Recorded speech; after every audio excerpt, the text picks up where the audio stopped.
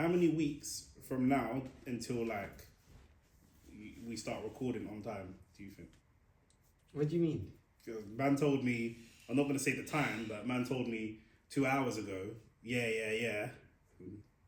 Some people have the, what's the word I'm looking for? Some people have the luxury of working for themselves. Some people have the inconvenience of being a slave master. So... You mean a slave, not a slave master? A slave. Yeah, no, thanks for correcting me. Yeah. A slave. Yeah. Unfortunately, the latter. You know, so when I get my freedom papers, then you can tell me, you know. I'm trying to get you your freedom papers, but you're not interested. Like, do you know what I'm saying? You're trying to get me my freedom papers. What did Harriet Tubman say? She could have freed more slaves if only they knew they were slaves, blood. Do you know what I'm saying? So I know I'm a slave. I'm outwardly saying that I'm a slave. Fair enough. I shouldn't even be drinking this on camera because they ain't paying me no money. It's true. It's cover up the label, blood. I'm saying. Even though you know it's an orange drink. It could be Orangina. You never know. Onlyfacts Sports. Onlyfacts Sports. We're back. Episode 4. Episode 3. Episode 3. 3. Supposed to be 4. Oh, okay, fine. I gotta get it right. Okay, cool. Episode 3. We're back. And yeah, bro. International break is finished. Finally. Do you know what I'm saying? Everyone's back. I'm back. You're back. We're back. Bukayo Saka's back. And for some reason, Shane seems to have a problem with it. Bro, I definitely don't have a problem. I just want to know, like, you know, let me just say it. Yeah. And this is, if I had the Tinder account, or what's the next one, Hinge account. Yeah. This is my bio. I want a woman to love me like how Arsenal fans love Saka. Yep. Because I can't I'm not going to be shamed for this. I'm not going to be shamed for this. I can't lie. The love that you man have for Saka, yeah, is crazy. You know the club's doing a dating program. Yeah, I saw that. I saw Yardman talk about it the other day. Yeah, so like, we're a club of love. We're a football club the of love that bro. you have for Saka, bro. It's amazing. These are some Saka sexuals, blood. Saka sexuals. Like, man, them are actually losing their cool over. And the maddest thing is, yeah, he deserves it because he's a great player. But it's starting to get borderline scary for me. Because enough of you lot have wives at home and that. Like, it's starting to get concerning. Like, are you not into, like, I know you're not, but you lot think you think a lot of these Arsenal fans are into voyeurism and that? No, I think there's two things. I think that every year we don't win a trophy, we get closer to losing our stars. We've seen this before with Tottenham. We've seen it before with Arsenal. Building great teams, not achieving your potential in the Players' League. Yeah. I think that the love for Saka, the huge kind of almost standing ovation he got when he came on, all of those types of things. Bro, my man scored a tap-in and you thought he scored an overhead kick from halfway. They both count as one goal. I mean, Garnacho scored an overhead kick and your fans won and gone in the summer. So just let me land my point. Let me land my point. I didn't get to line mine. Okay, go on. You go first. You asked the question I was answering, but go on. I said that my man scored a tapping and you lot made it the way you lot celebrated that goal. I'm hearing like, boy, it was a world-class finish. No one said it was a world-class finish. No one said that. Listen, I think that there's the video of all the Arsenal fans, legendary video of all the Arsenal fans saying they'd rather not win the league or not win the Champions League than win it without Saka, then sell Saka or something like that. For me personally, it's not that deep in it. Like I support Arsenal Football Club. So I'd rather win big trophies and sell Saka and sell Saka than the reverse. But I think one of the reasons, I think some Arsenal fans feel that way, but I think that, like I said, there's a genuine fear that we start to lose Saliba. When you heard Real Madrid was interested in him, it turns out they took another Premier League defender. Do you know what I'm saying? It wasn't ours, it was someone else's, but let's not talk about that. Do you know what I'm saying? And I think there's a genuine fear. We lose him, we could lose Gabriel Magalhaes in the next couple of years. He's a great centre-back. Saka, obviously, etc. And I think showing that kind of love, showing that appreciation, I think that's our fans' way of trying to do everything they can. Because obviously, as football fans, what can man do? You're helpless, innit? If the club want to sell him tomorrow, so I think that's partly Arsenal fans' way of trying to keep him at the club and keep him feel love. It's kind of like people. I've heard the statement like many times as well. Like, would you rather Mbappe or Saka? As a United fan, I rather Mbappe. Yeah. But if I was an Arsenal fan, I would rather Saka. Purely and simply because Saka would rather stay at Arsenal. You know what I'm saying? The thing is, Saka is a person who he loves He's to be Arsenal. an Arsenal He's fan. Arsenal, yeah. He is an Arsenal fan. He loves to be an Arsenal player. So I get that. But I just feel like there's a line that we're crossing when it comes to the Saka love. I think we're in the social media age. You don't have Twitter. If you have Twitter, you'll see there's lots of football Twitter accounts that literally rep a certain player. You guys had Not to your level. Not to this level, bro. Not to this level, bro. You're not on Twitter. How can you tell me not to this level? You're not on Twitter. Hold on a second. I watched you, man. No pause. Ride Anthony Martial into the ground, bro. Bro, this your club let a youth player go for free, bought him back for 100 million, let him go for free again, and now after a drug ban are thinking about re-signing him again. Like that's Paul Pogba. No, but that's got nothing to do with the love. That's got nothing to do with us being. You don't think that's blinkered? That's a blink. Paul Pogba's a good player, but that's an emotional That's poor view. business. That's poor business. Led from emotions. I'm talking about the fact that Arsenal fans are literally borderline on their knees right now, slurping Saka. And he hasn't even done nothing for you lot. We are an emotional. I wouldn't say he's done nothing. He hasn't won big trophies. He hasn't won you a trophy. He hasn't won big trophies. But him actually coming back. You man thought you look. Let me put it this way. Okay. I think Arsenal fans are more excited Saka's back than if you lot even beat Real Madrid in the Champions League. I don't think that. I think you're being silly. From an Arsenal fan's perspective, we have our starting striker out injured, our backup striker out injured, and our starting right winger out injured, and our best player, all out injured, So of our starting front three, we only have one, and he's probably the weakest one in Martinelli. He's the most inconsistent. So he played well yesterday, though. He did play very well yesterday. So seeing Saka come back means we would have two of our regular starting three against Real Madrid, a team that most people expect Real Madrid to smoke us because they're just a smoky team. It's Real Madrid, and it's the Champions League. So seeing him come back, man, really feel that it's not that they love him so much. They do love him, but it's more that if he's not there, man, really feel like we're getting popped. The best chance we have to not get popped is having Saka on the pitch. Do you know what I mean? I agree, but it's a Jesus thing. It's a Jesus thing, bro. Every club in the world is happy when their best player comes back. So it's a Jesus thing. Why is it Jesus? Because it's like your savior. Like you lot can't enter the gates of heaven. I don't read the Bible. I don't know about all that. Do you know what I'm saying? I read the Quran. I don't read the Bible. I don't know. So it's a Muhammad thing then. Prophet Muhammad, peace be upon him. Yeah, I'm saying, is it a Muhammad thing? It could be. Fair enough, bro. But I honestly think, like, you're being silly. I think that there are a lot of other players that people... Do you know what it is, with your club? Our club has too much love. I get it. Your club has no love. Your club has no love. Like, bro, look deep it. Like, I don't know how this turned into me. No, because it's only me and you here. Who else you want to talk to? It's only us here. Do you know what I'm saying? You man lost 1-0 yesterday to one of your youth players scoring against you. Man let Elanga go.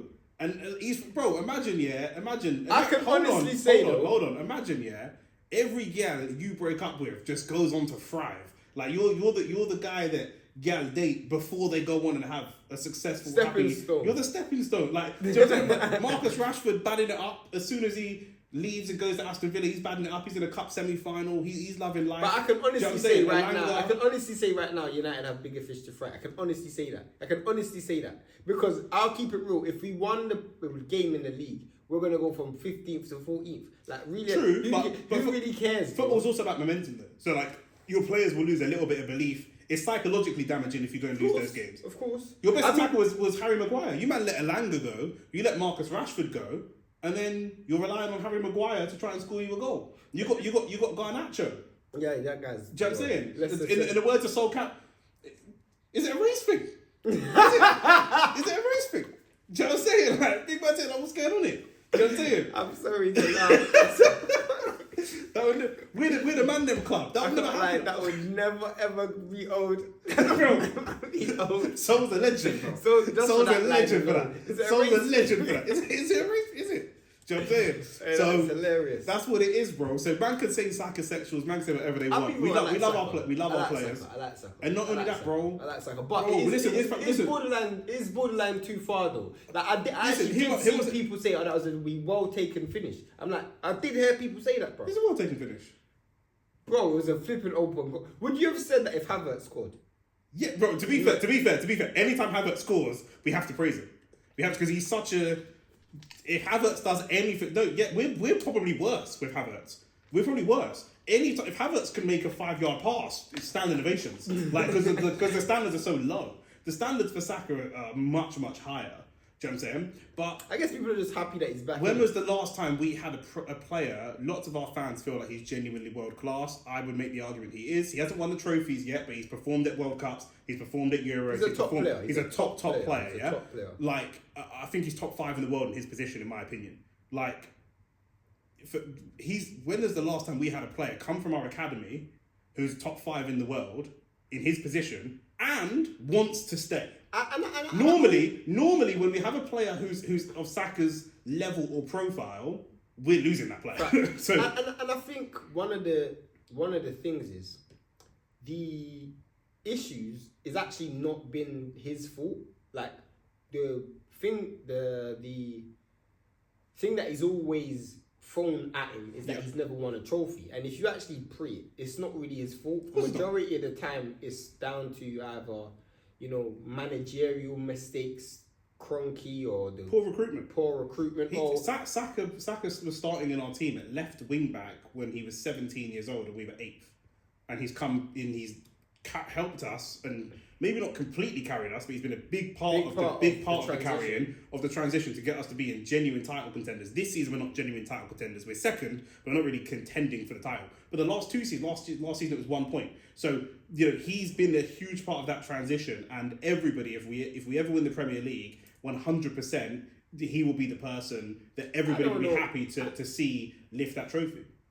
I don't know. What do you mean you don't know? What don't you know? I don't know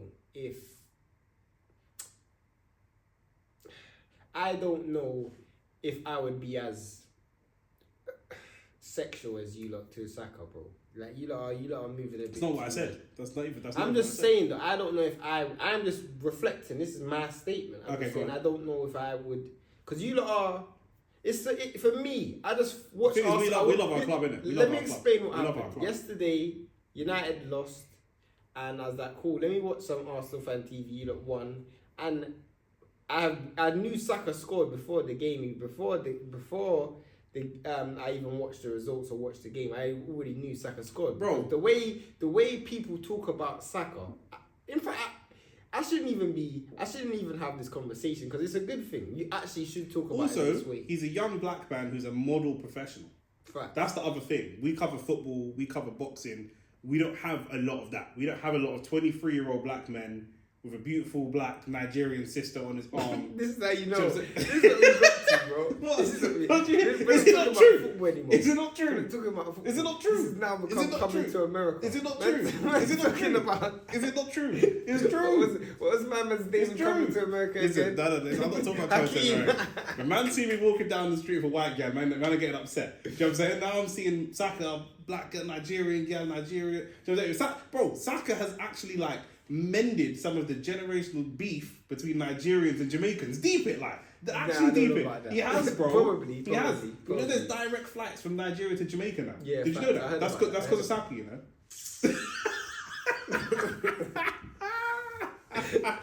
It's probably because of Burna Boy. Everything's because of Saka, blood. Do you know what I'm saying? Trust me. Oh, bro, yeah. In Saka we trust, bro. In Saka we trust 100%, bro. You're calling your first son Bukayo? Me? No. I mean, you cool. That's a good question. Yeah. All Arsenal fans, do you think it's fair to call your first? We are going to have one amount of white youths walking around North London called Bukayo in the next 15 years. Bro, if I'm lying, I'm dying, bro. I promise you. I'll tell you this now. Bukayo Saka won the World Cup for England. Oh my days, bro. Scenes. Bro, Arsenal man would make Saka marry their daughters, their bro. Saka could run through a bagger man's daughter if he wanted to, you know. Trust me. Yo, it's man. Man would be a Zaha fan. You know, I don't care. Listen, at the end of the day. And what's Zaha and... Oh, Moyes' daughter, yeah. Listen, Saka, we love you. Arsenal fans love you. I love Saka. Do you know what I'm saying? From the same ends as well. She's from Greenford. It's the same age as you, not the same age as me. No, I'm talking about me. He's from West, from the ends. Do you know what I'm saying? My people, them. So I'm shameless in my love for Saka. Do you know what I'm saying? The first thing you want to do in football is win trophies. If you can't win trophies and you're not winning trophies, if you can connect emotionally to the club, then I think that's a beautiful thing, and that's what we do. Do you know what I'm saying? You call it what you want, but like I say, you man hate your players, but it is what it is. Joe Joyce returns this weekend. We're covering it live. We're going to be here.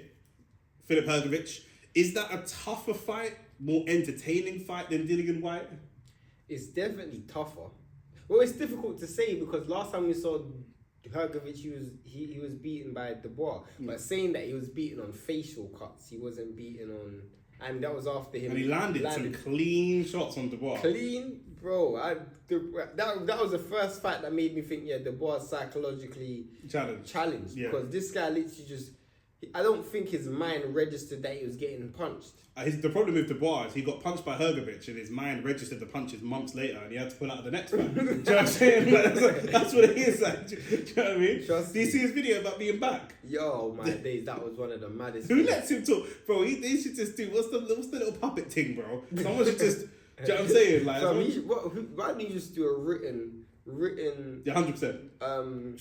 Written report or written message. Bro. I would actually be happier to see Frank sit next to him and talk and Dubois just sit there and smile and nod. Facts. I think that would be the best thing for... Facts. As soon as he talks... Facts.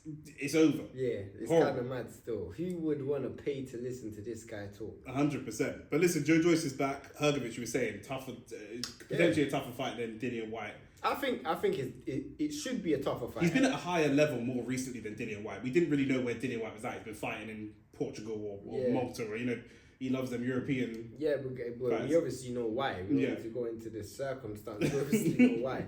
But Hrgovic should be a tougher fight. I actually think going into the Dylan fight, I actually thought it was a genuine 50-50. Yeah. Because I thought seeing Joe Joyce lose to Chisora, I was like, raw. I was kind of surprised by that. I was there live for that one. Exactly. So now Hrgovic, I actually pick Hrgovic to beat Joyce.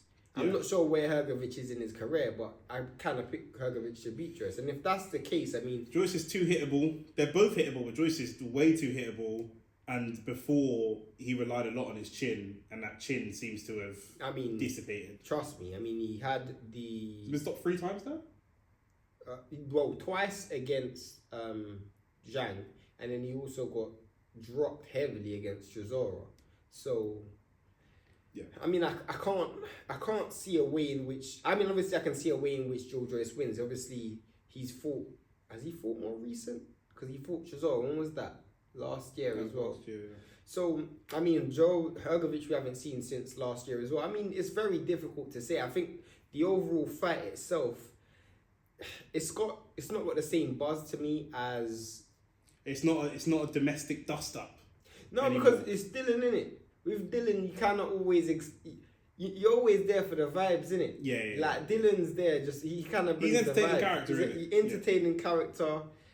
Also in the ring, he's also entertaining. I think Hrgovic, if he does win, I think Hrgovic is looking at this fight as just, get a win and just get back on get some momentum. Yeah. And I think Joe Joyce is also looking at it from the same perspective. So, whereas Dylan's just looking at it's just a vibes thing for Dylan, isn't it? Dylan and Joe Joyce is both Dylan needs a name that we know.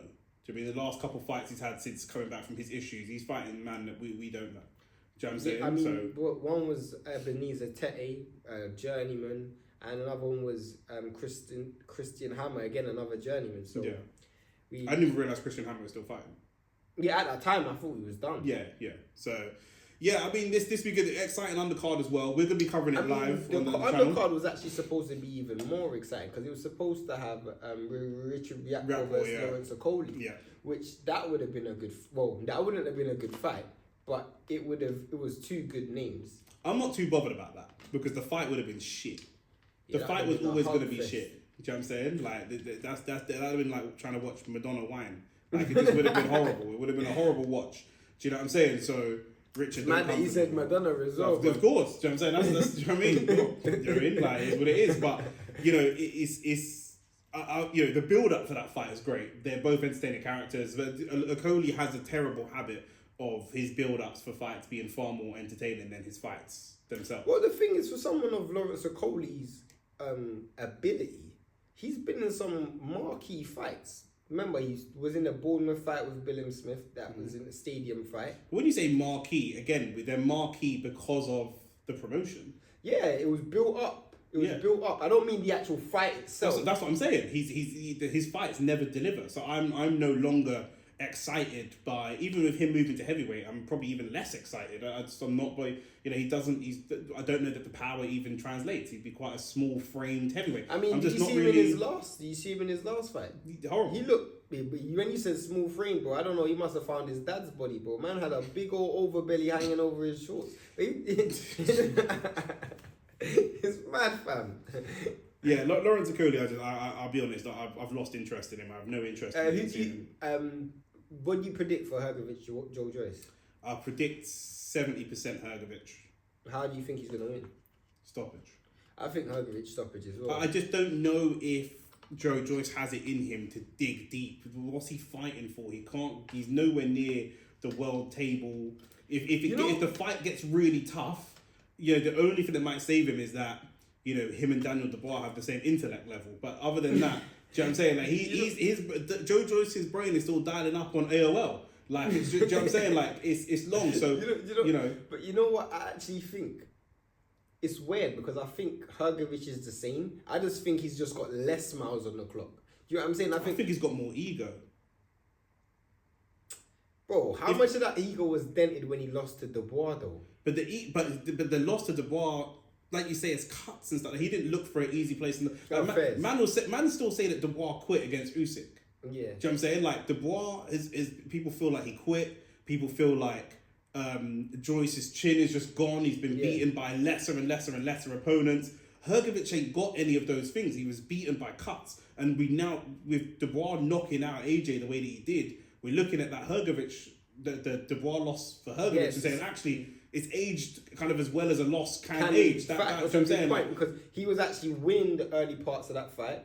He did get excited. So I don't think it's going to dent him like the same way that AJ would have been dented the way he lost to Ruiz, or the way that AJ would have been dented when he lost to Dubois. So those are real dents. Joe Joyce losing to Chisora where he did. No one thought Chisora.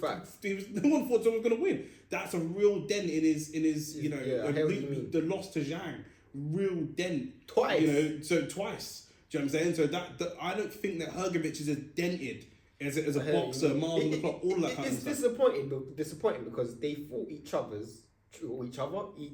in the amateurs, Joe Joyce and Hrgovic, and they both came through the amateurs with great amateur pedigree.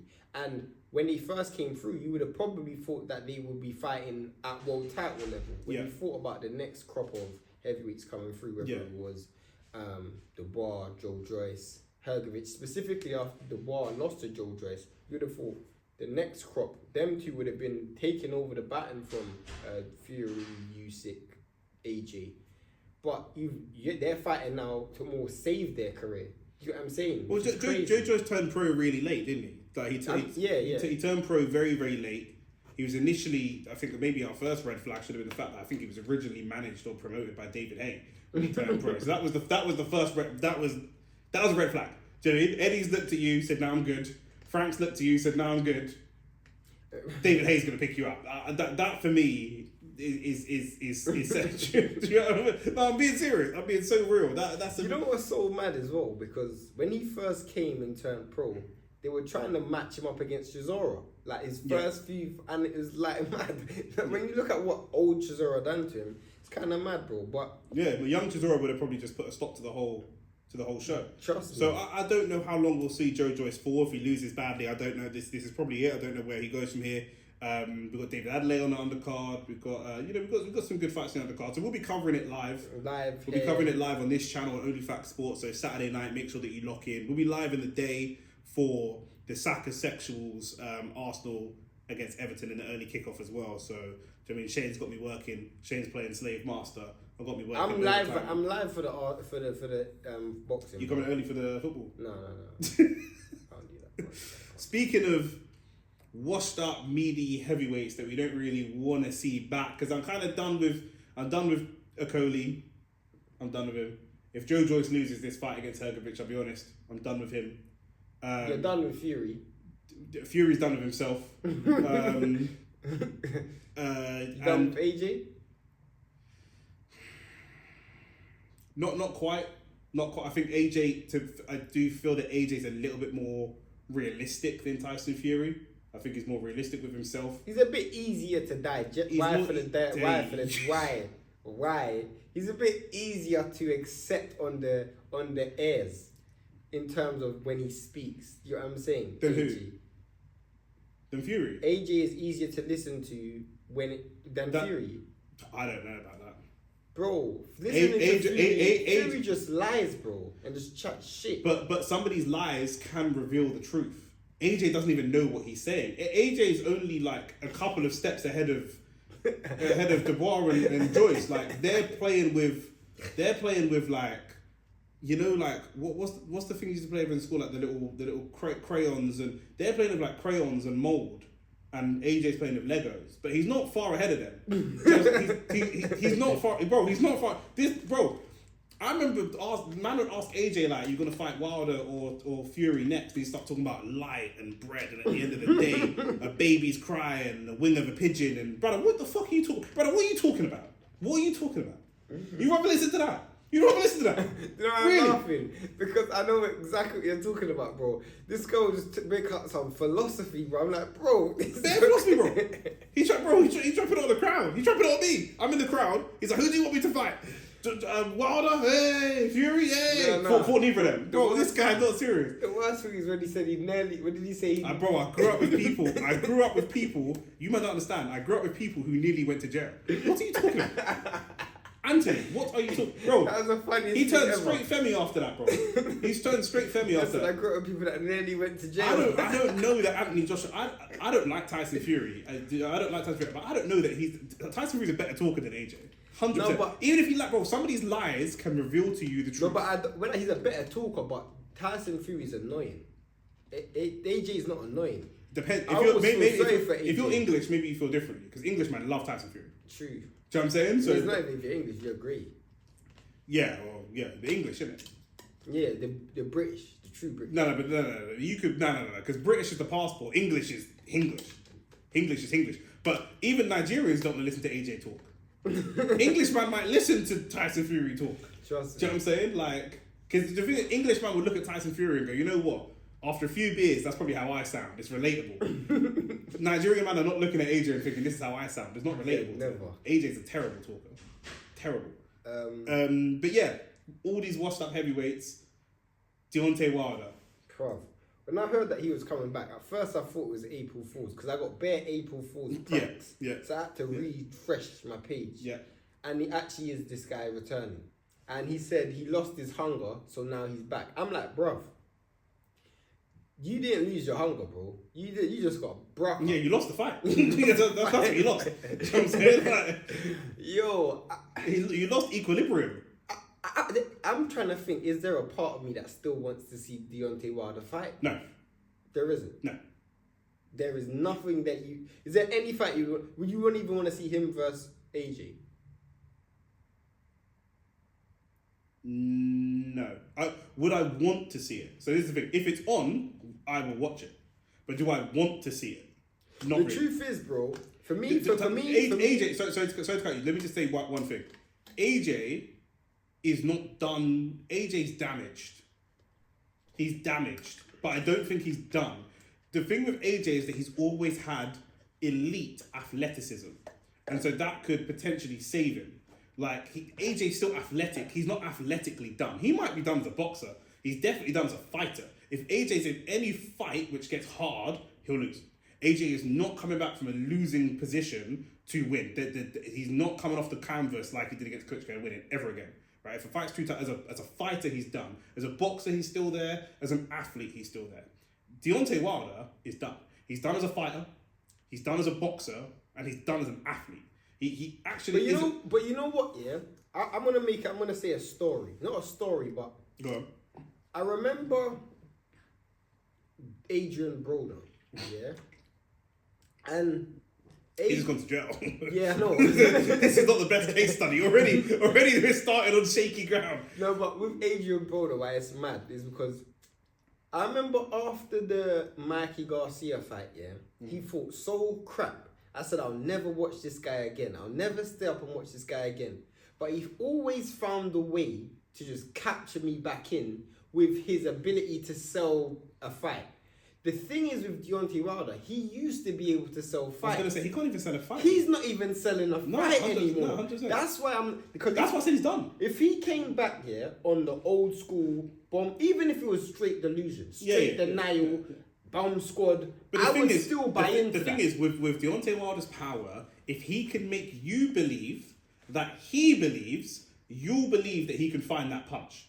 But he can't convince you that he can even find the punch. Like his legs. But he doesn't. His legs are so gone. He can't even generate the power to get that shot. I remember. He genuinely believed he was the best heavyweight. That one voice, to this day, one champion, one face, one name, all of that. And for me, he was a very, very entertaining character. Yeah. That character isn't there anymore. Yeah. And that's what's annoying for me, because if the character was still there, I could still buy into that. That's with Dylan, and Chisora. I still watch them because their character's still there. You know what I'm saying? Seeing the character Dylan White get knocked out or knocked That's someone out. because their character. But Dillian and Derek, we're both from London. I don't know if you've ever come across them. I've come across them both in real life. They're really away from boxing. We know Deontay Wilder was. I'm not saying he's a pussy or anything like that at all. He'd smash my head in. But we know Deontay Wilder's a good guy, young parent, got a daughter when he was young, dropped out. He was in college to play football, turned to boxing sport. He's kind of an inspirational character. If they made a story about Deontay Wilder's life, it would be an inspirational story.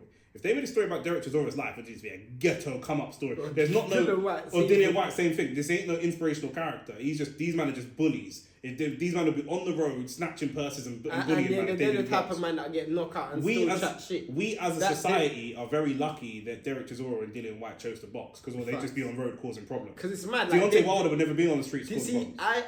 For me, I love the characters who get knocked out and still chat shit.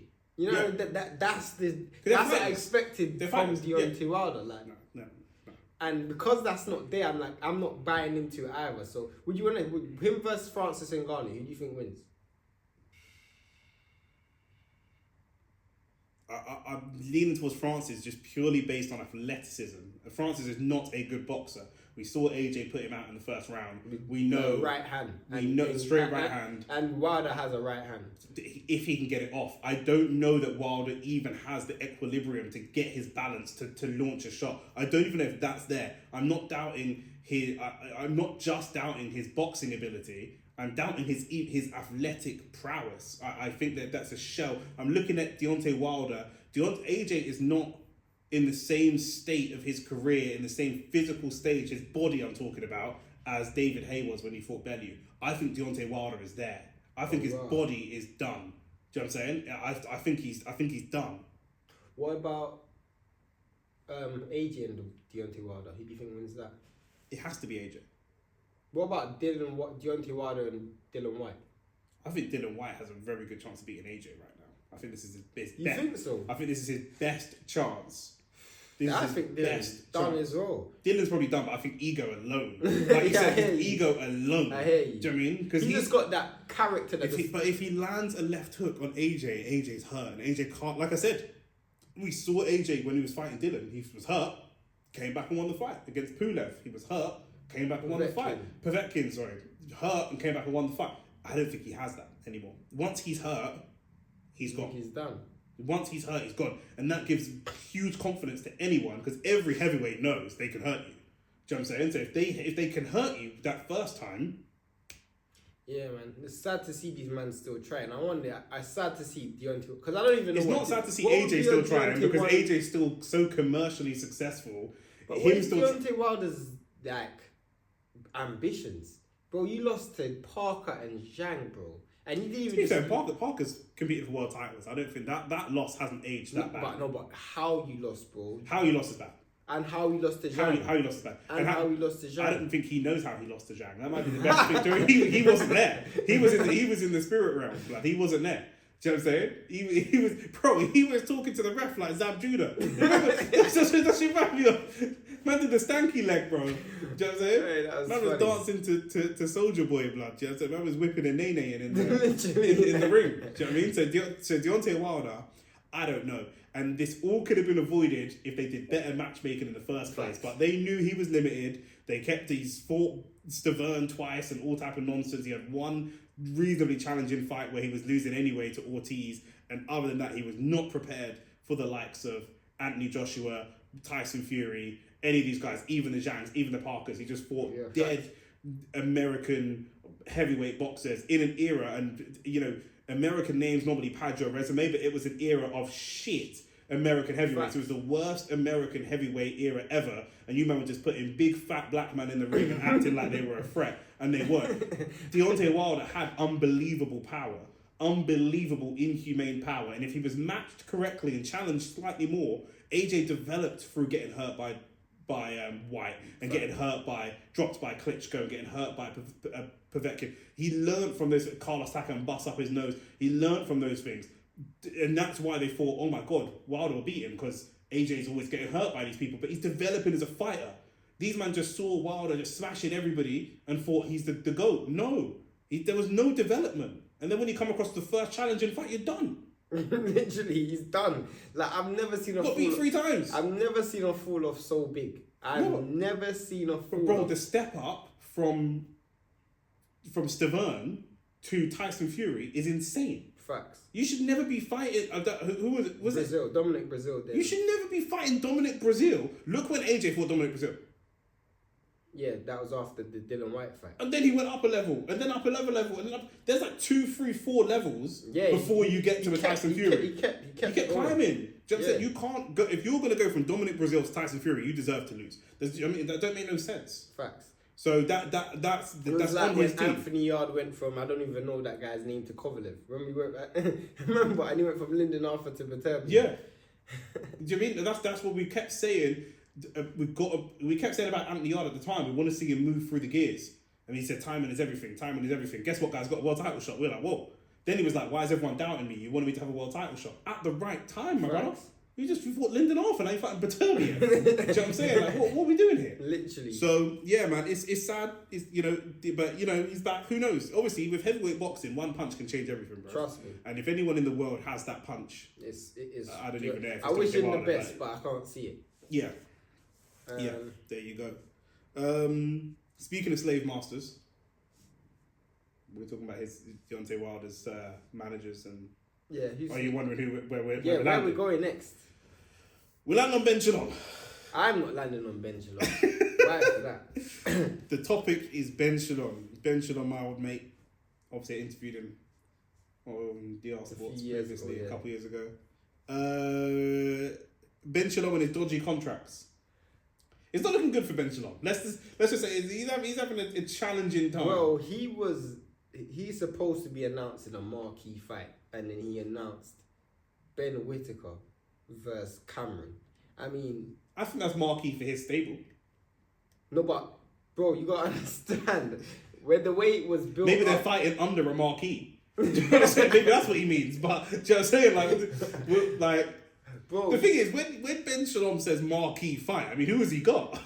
I mean, I guess he's got a marquee fight in Eubank versus Ben. But he's already in a fight, so obviously he's not announcing that because that's already announced. So when he then says I'm announcing a marquee fight, I don't know what manner expected. Do you know what I'm saying? Literally, what is there that he could actually pick? Yeah. Literally, there's nothing. There is actually nothing. So you're actually right. You're looking at a gal with no body promising you a wine. If you get excited about that, then that's on you. Do you know what I'm saying? Like, I don't know what you want me to. Do you know, you got to look at the facilities. Do you know what I'm saying? And adjust your expectations accordingly. You're some fire today, bro. Why would you get excited about? Why would anyone get excited about that? Like, what have you got? That guy's on fire today. Trust me. What have you got? Do you know what I'm saying? So, and then with the Lee and Cameron thing, for those of you that don't know, it's a 12-round fight, and they've tried to subtly slap Lee and Cameron and Queensberry over a 10-round contract at the last minute. Who do you think was behind that? Do you think that was Ben Shalom or Ben Whittaker? They're both equally responsible. I don't care. For me, because that's a big sign that you're not ready. I was just about to say. Of course you're not ready. Because when I watched the first fight, he was piecing them up the first 2 rounds, and then obviously, if you listen to what Ben Whittaker was saying, I'm going to take you into the second half of the fight, and Liam Cameron, he's way more equipped for a longer fight. Way more pro pedigree, amateur pedigree. And that flashy Emmanuel Augustus style that he tries to imitate isn't sustainable over 12 because you're relying on raw athleticism for 12 rounds instead of fundamental skills. Do you know what I'm saying? And you clearly saw as that fight went on, you were trying to, you almost were surviving in there until you had done a froggy frog splash like flipping Jeff Hardy over the top rope. You know what I'm saying? Yeah. So for me, I think it's one of those ones where he's probably gone to Ben and be like, yo, try and do, you know what I'm saying? Because let's keep it real. Ben's probably invested big to get Ben Whittaker fresh out of the amateurs. He probably invested a lot of money, and he didn't expect Ben Whittaker to. I know you're saying you're scorning your face, but keep it real. At that time, there was a lot of noise behind him. So you can imagine behind Ben Whittaker. Yeah. If Ben Shalom had watched this podcast a year ago, he would have saved himself some money. Facts. That's true. However, we can't dispute the fact that there was still a lot of noise behind him. Yeah. Do you know what I'm saying? So the fact that there was so much noise behind him, you can't afford to lose out to a Cameron. This guy's supposed to be the guy that's going to take you to the promised land. He ain't even taking you to the... I even know, but he ain't even taking you out of London. Bro. Yeah, 100%. My man took out you to... of Birmingham. He's from Birmingham. Wherever he's from, bro. My man... Wow. So my point is I genuinely think that he's probably looked at it and thought, let me try and finesse my way through. But how are you going to make a marquee fight a 10-rounder? Well, that's what I was going to say. And like I say, from Liam Cameron's perspective, it must give him big confidence, albeit frustrating him. But you're clearly not ready for me. I think he's going to give him big confidence anyway. I genuinely think, and I'm saying this on camera, I think Ben Whittaker's in serious trouble. I think Ben Whittaker is in serious trouble. Purely and simply because I have the psychological advantage of knowing that you didn't want it. Not just the psychological, I was going to say the same thing, but psychological advantage time and time again. I have the psychological advantage first because there's two men that are in the ring. I believe, well, we believe as fans, but as Liam Cameron knows for a fact, you dived over the ropes to get out of the fight. I know that for a fact if I'm Liam Cameron. Then I know for a fact you are not fit and ready for 12 rounds. Then I know for a fact you were losing the first fight. Then I knew for a fact I was piecing you up in the first fight. Do you know what I'm saying? So all of these things, you would have to have a whole flipping Bruce Jenner transformation in order to beat this guy. Do you know what I'm saying? Unless you're coming in a totally different person, do you know what I'm saying? Like, it's not going to happen. There is no positives that Ben Whittaker could take from that first fight. There is literally none. No. There is... Ben Whittaker also doesn't even have power. So it's not even like he can try and go out there and just go for broke and try and end the fight early. Do you know what I'm saying? Like, Facts. you know, he don't have power. Like, you know... And this also means you don't have stamina. Because if you don't have stamina, you're asking for a 12... Like, normally someone without power, they don't mind going 12. Like, Shakur Stevenson goes 12 all the time. You know what I'm saying? But he's able to pace himself for 12. This is serious managerial naivety from Ben Shalom. First of all, to make this guy your marquee fighter when he's, you know, not, I don't want to call people bums, but he's showing flashy style against bums, but not really any credible names and substance, right? First of all great boxers are built on sound fundamentals. We can look at all of the top 5 pound for pound fighters in the world right now, and they're all built on sound fundamentals. They all have moments of flashiness, but they all are built on fundamentally sound boxing principles. The fact that you think that Ben Whittaker is going to come and samba dance his way through like Eddie Gordo from Tekken and somehow, do you know what I mean? That's patently absurd. You're better off getting someone who maybe doesn't have a record quite as great as Ben Shalom, but as Ben Whittaker, but is more tactically and fundamentally sound and building them slowly. That's mistake number 1. Mistake number 2 you've made is you're trying to bully a promoter that's far bigger than you and has far bigger teeth. That doesn't make any sense. I'm Frank Warren. You can't send me a contract the week before the fight. And what are we talking about? Not only that, I'm Frank Warren. This isn't Fury. Yeah. This isn't Nick Ball. This isn't even Anthony Yard. This isn't one of my marquee fighters. I actually have never spoken to this guy ever in my life. Literally. My son's talked to him. I've frankly never spoken to him. So you're trying to finesse me when I really don't care. So I'm willing to go to court over this. You know what I'm saying? I'm willing, bro. The fight can fall apart. We can fight can fall apart, man, bro. Yeah. You need this fight more than me. Yeah, I got big fights that I'm promoting, bro. 100%. This is your big marquee fight. Yeah, 100%. Like, come on, bro. It is so embarrassing. So you're embarrassing yourself time and time again. You know, we're all on the biggest promotional stage on DAZN. He's still on Sky. I know. I'm saying we're all on the biggest promotional stage in DAZN. You're over there, out in the cold, on your own.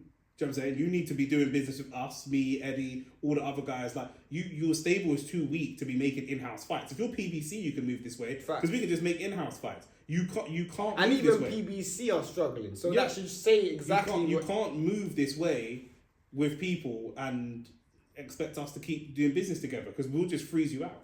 And then what's Ben Whittaker going to do? It's going to be straight back to the warehouse and driving a forklift. It's that real. And the maddest thing is, like, my man's not supposed to be getting hurdles at this stage, bro. You're at light heavyweight. You're supposed to be getting hurdles at the Beterbiev stage. At least you're Kovalev Beterbiev stage. Ben Whittaker wouldn't make eye contact with Anthony Yard. Do you know what I mean? He wouldn't. I don't think he beats Dan Aziz. What? Do you know what I'm saying? So, and Dan Aziz is that you've got Bivol and Beterbiev, obviously. Then the level below that, you've got Morel and Benavides. Then arguably the level below that, you've got your Boazzi, Yard, Callum Smith sort of in there. I put Callum Smith in the level above. I put Callum Smith in the Benavides level. There are 3 levels. Do you know what I'm saying? Then I put Dan Aziz the level before that. That's 4 levels. You're not even on the 4. You're in the conference league. You're in the light heavyweight conference league. Trust me, my man. Trying to do dodgy contracts. My man's the what's it called? #FC. Yeah, bro, big man thing. Bro, big man, you know what I mean? You're the PK Humble, and you're trying to throw dodgy contracts on Pep. Brother, what are you doing? Like, what are you doing? Bro, it's so bad. Like, yeah, it's like I say, bro, I don't, if you're a fighter out there, who signs with Ben Shalom? No, big man said, like, no. He grows up to be a Gary Neville. yeah. Who like, no, but honestly, like, if you're a young fighter, you know, everyone that's with Ben Shalom is extenuating circumstances. Do you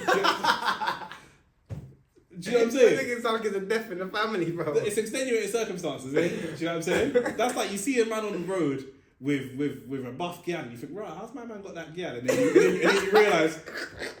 you realise she's got the triple buggy. Then you go, oh, okay, you got the triple buggy. Okay, you got the niggas killing it. You got the triple buggy. If you reach this stage, hit the like button, hit the subscribe button. But bro, this has been Nick's show. If you see a man on, bro, you know, certain man, you see them, and you look at the gal, you think, how are you with that gal? And then you see the triple buggy, and you think, okay, cool. Do you know what I mean? And the picnic ain't even his.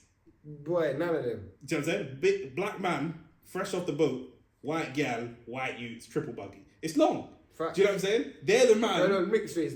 No, white youths, not even his youths. No, the mixed race because they've been run through other black guys. Oh, okay, there you go. Exactly, bro. Do you know what I'm saying? 3 youths, 3 different hair textures. Biff, Chippin, and Kipper and them man there. Do you know what I'm saying? So it's one of them was like, bro, it's so real. Like, oh, this guy's killing me. I said, Biff, Chip and Kipper. Bro, how funny that is, bro. Bro, if you didn't grow up in England, yeah, you wouldn't know the reference. Bro, I swear down, bro. Like, on the level, you've got Chris Eubank because he has beef with the other promoters. So he's gone to you. He's gone to you kind of despite the other promoters. To specifically not put money in their pockets. Yeah, other than that, you can pick up maybe a free agent. Then you've got, bro, your marquee fighter is Chris Eubank Jr., cool. And your second marquee fighter after that is Ben Whittaker. It's long. Once Ben Whittaker loses, and you're trying to put him in a 10-rounder. In a 10-rounder, bro. Once this guy loses to Liam Cameron, which I wholeheartedly believe that he will, and we'll be here live for that. So make sure that you're here, like the video, subscribe, and we'll be here live to watch the destruction of Ben Whittaker. His career will be over. Trust me. And then I don't know where Boxer goes. Like, if I think Chris Eubank has beaten Conor Benn, but if Conor Benn were to beat Chris Eubank, yeah, you got to. In the words of Prince Nassim Hamed, I think Ben Shalom should just finish. You're finished. He should just finish. Bro. If I Google his stable, yeah, who else has he got? Boazzi lost. So Boazzi lost. Bacoli lost. Oh my days, it's looking dark right now. Boatsy lost, Bacoli lost. Adam Azim? Adam Azim. He still has Adam Azim. Fraser Clark? Fraser Clark lost. Yeah, that's what I'm saying. Bro. I'm just looking at their fighters. Vidal Riley. Vidal Riley's fighting. Vidal Riley's got a good fight coming. They got Chris Billam-Smith. But I didn't. Billam-Smith just lost. Billam-Smith just lost. Oh yeah, of course, yeah. They've got Dan Aziz, to be fair. I mean, yeah. But we're not them marquee names though. Yeah, and then that's it. That is it. Like after that, we're down at British level. We're already at British level. Yeah, we're already at British level. I was trying to be nice to Dan, but yeah, you know what I mean, yeah, for sure. The way at the bottom, Isaac Chamberlain. Yeah, we're at British level, bro. Yeah. I'd like to see Ben Whittaker fight Dan Aziz just because I like to see Dan Aziz batter him. But yeah, their stable is not good. Yeah, their stable's not good. It's long. There's no one in there. There's no champions in there, is there? No, there was one. Chris Billam-Smith, and he lost it to Zerdo. So there is Martin Bacoli. He probably swam here. Yeah, bro. Yeah. Caroline Dubois. Oh yeah, shout out to Caroline Dubois. I actually like Caroline Dubois. But do you know what I mean? Like that's. Yeah, it's peak. That's it. Peak. Next topic. Was that it? I think we'll touch on Eddie Hearn quickly. More dodgy contracts. Literally, what of a certain man. What happened with Eddie and Jake? What happened with Eddie and Jake? Was this a defamation thing? Defamation character. How much you reckon he sued him for, or he settled for? Because he sued him for 100 mil. How much you reckon he settled for? I don't know. I can't even have a guess. Why do you think Eddie Hearn settled out of court instead of just? Because they're going to do business. Because he would have won the lawsuit. Because they're going to do business together, innit? With what? Oh, right. Well, they're doing business with the Amanda Serrano, Katie Taylor thing. So I assume there's that as well. Right. And a favourable split on the AJ deal. Maybe. I don't see that happening, but I see it happening. I don't see it happening next, but I see it happening. No. I can see it Jake Paul ain't that crazy. Jake Paul ain't taking that fight. I'm saying that Jake Paul was signed to fight Canelo. The AJ's much more physically intimidating than Canelo. No, let me ask you a question. What's more dangerous, AJ or Canelo? What's a more dangerous fight for Jake Paul? Health wise? Yeah. Canelo. Exactly. Yeah, but I don't think that he knows that. Nah. Boxing wise, maybe AJ. But health wise... Boxing wise, why do you say that? Because Paul is bigger than Canelo. I know he'd still lose, but he's bigger. AJ will just concuss him, one punch, knock him out. Concussed. Yeah, but AJ's got way more vulnerabilities than Canelo. Canelo's still competing at the highest level. Has Canelo been dropped? He's not been dropped, has he? Never. That's my point, bro. No, but I think, the thing is, like I said, outside of boxing, man still look at it as the taller you are, the bigger you are, the stronger you are. That's not how boxing works, but that's how people still think about it. Do you know what I'm saying? There's still people out there now that would be more scared to fight AJ on the road than fight Dillian White. I'm fighting AJ 5 times before I fight Dillian White. On the road, 100%. Do you know what I'm saying? But that's not how people see it. But if you don't have fighting experience, you don't really know the danger that you're looking at. Facts. Do you think you could convince a man on the street, if you had a cardboard cutout, life size, of Canelo and same with AJ, you think you could convince man that don't know boxing that the 5'8" guy is more damaging and more dangerous than the 6'6" guy? You can't convince man of that walking down the street. Facts, you can't. Facts. Impossible. But with Jake Paul, I'm just genuinely thinking he's a lot big. He fights at light heavyweight. He's a lot bigger than, not a lot. He's a lot bigger than Canelo. Yeah, he's a lot bigger than Canelo. He's like 6'1". So I think he can draw. He's like 6'1" and 200 pounds. Yeah, so he'll draw confidence from that. He would be wrong, but he would draw confidence from that. I mean, I think a lot of men that are walking down the street that are 6'1", 200 pounds, especially with social media gassing them up, they think that they can beat Canelo. Even though he couldn't beat Tommy Fury. No, they individually. If you have a lot of men that are just walking down the street themselves that are 6'1", 200 pounds, and they see Canelo walking down the street and don't know who he is, they think I can beat that. Oh, fair enough. Yeah, probably. Yeah, 100. You know what I'm saying? 100. Yeah. In terms of the defamation suit, I mean, it went under the radar, but it was time ago when it happened, and now they just settled out of court. I really want to know how much he settled for. Yeah.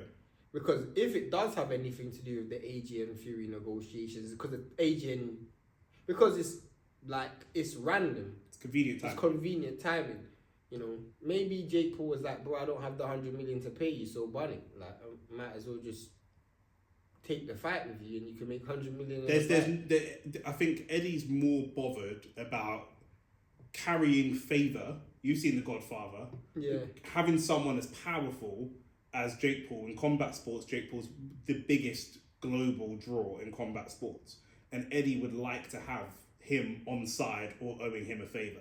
That is a powerful ally to have if we just specifically because Eddie's more bothered about having him as an ally. That is worth specifically more. if it's a little man thing, because yes. the way he dealt with it, and I'll give Eddie Hearn credit, he dealt with it like, I'm gonna school you in how it should be. Correct. Because he didn't react in a way of an emotion. Yeah. He's like, nah, bro, and you're gonna have to come back and eat humble pie, and exactly what's happened. So you're probably right about that. 100%. Like I said, there were 100 million people watched Jake Paul fight Mike Tyson. Now that's a lot about Mike Tyson, but what professional boxer has 100 million people tuning in to watch them fight? No. So that's just it was fact. For free though, but true. But that's just even still. Yeah, fact. We could put on Canelo, but we could put on AJ versus Fury. I don't know if it pulls 100 million people, even if it's for free. Probably not. Do you know what I'm saying? Maybe 20 million, maybe 25 million, 100 million people. I don't know.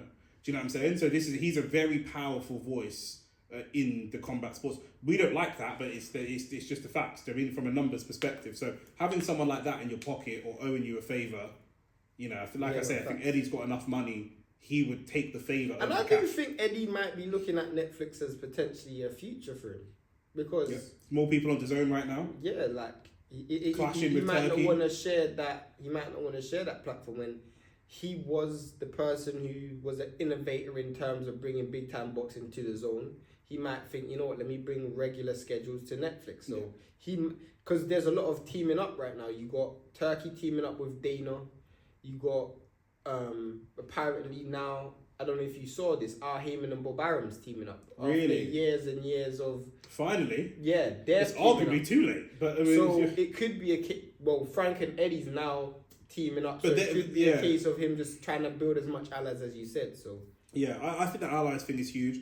I would like to see Matchroom do a lot of the, we watched the Boot Stanionis documentary thing. That was fire. I would like to see that type of content brought to Netflix.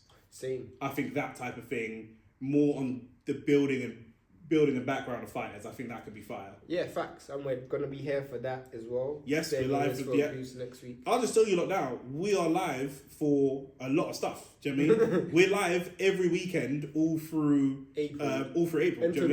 Until the mega weekend where you got the Ryan, then a New Age, then Canelo. Well, I'll go through it. So Saturday the 5th of April, we're here live for what should have been White versus Joyce, but is now Hrgovic versus Joyce. The following weekend, Boots versus Stanionis over in Philly. Then the following weekend after that, we've got Cameron versus Ben Whittaker. Then the following weekend after that, we've got Eubank getting smoked. Eubank smoking Conor Ben in an excellent performance. Then the following weekend after that, we've got the crazy card live in New York, Times Square, isn't it? So that's Ryan Garcia, that's Teofimo Lopez, that's Devin Haney, that's Rolly Romero, that's Barboza Jr., all of those people. Then we've got Canelo on the 3rd of May. And then a New Age. And then we've got a New Age on the 4th of May. And then 2 weeks after that, we've got Dave Allen, Johnny Fisher, just to round things off. That was a great scrap the first time, so yeah. Yeah, so, there's a lot there. And by the time we get to the 17th of May, there'll be more fights announced. Of course. And we'll know what the summer's going to look like. So every week we've got boxing, and that's not including all of the football that we've got. Do you know what I'm saying? Obviously, we've got Everton on Saturday for Arsenal. Real Madrid. Real Madrid first leg, I'm going to Box Park in Shoreditch. I'm going to be live on AFTV. Oh, you're going to be on... Yeah, I'm going to be on AFTV for that because we're doing like a big... We'll go and show love on AFTV. Yeah, so I'll be there on AFTV, but then for the second leg... I was going to say Nick G. Francis, say Onlyfacts Sports. Yeah, Onlyfacts Sports sent you 100%, and then for the following leg, we'll be on this channel covering that as well. I'm not going to lie. If I'm available, I'll make sure I watch that. For the Champions League final as well, I would like to. We've got to sort out the If you're setup. not in the Champions League final, in fact, No, regardless. I was going to say regardless. Champions League final, I want to try and get a good, like a watch party going. Yeah, no. In fact, let's do that. I want to get a little watch party. I wish we could have done it because I wish that fight in Times Square wasn't in New York, because I would have been. But we can do it for Ben Eubank though. We can try and get a watch party. Are you talking about for a watch party for the New York one? No, for Ben. No, I'm saying that's what you wanted to do. Is that what you're going to say? If it wasn't in America, if it wasn't American timing, the time is kind of late. I'm on it. The circumstances. But it's a month away, so I can. Ben Eubank though, we definitely can look at something like that. Yeah, Ben Eubank could be good. Definitely. Yeah, Ben Eubank could be good. All right, cool. That's it, man. That's it from us. Hit the like button, hit the subscribe Like button. and subscribe. Do you know what I'm saying? And yeah, bro, we'll be back. I know we'll be back when we're back, blood. Do you know what I'm saying? But let me know, what do I want to hear from you? What are we even talking about? What are we talking about? Yeah, all right, cool. Let us know about Joyce versus Hrgovic. Who's going to win that fight? Let us know what's next for Deontay Wilder. Do you even want to see him back? And let us know, is Ben Shalom a top tier fassi or a top tier pussy? Like which one? Which one is it, blood? Do you know what I'm saying? That's just what it is. The Saka sexuals. What do you want to know? What do you want them to say in the comments? Nothing. Big up Bukayo Saka, bro. Big up Bukayo Saka. Peace and love. We're out.